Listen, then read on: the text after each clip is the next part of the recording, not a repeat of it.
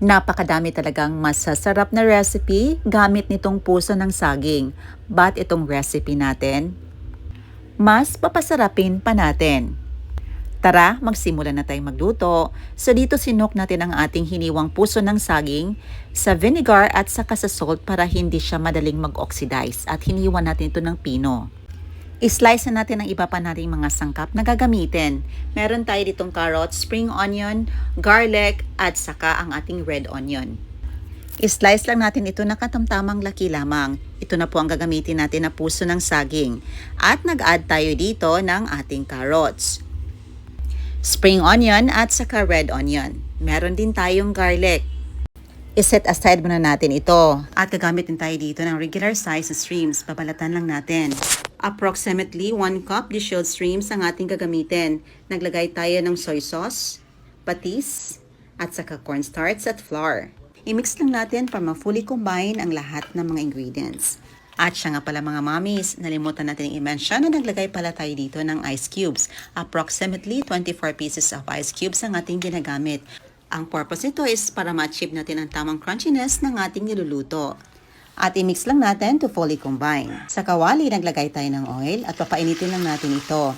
At para ma-check natin na okay ng oil for frying, naglagay tayo ng rock salt. At kapag nagbubbles na, that means ready ng oil for frying.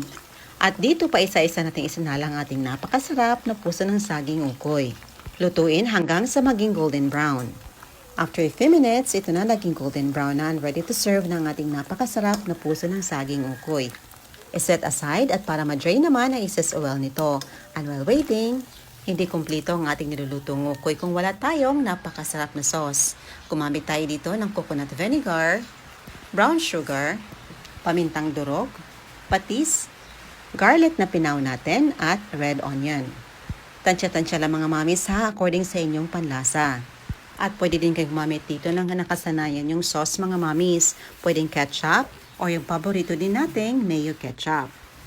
At ito na, ready to serve ng ating puso ng saging ukoy. Napakasarap nito at the best pang ulam at super tipid pa. Pasok sa budget at pasok sa 3Ms mga mamis. Masarap, mura at masustansya. O diba may bago na naman tayong recipe na lulutuin at mas pinasarap pa sa twist na ating ginawa. Napaka-crunchy nito mga mamis kasi gumamit tayo dito ng ice cubes at habang natutunaw yung ice, naging mas malamig ang ating mixture na nagpapa-crispy at nagpapa-crunchy ng ating luluto.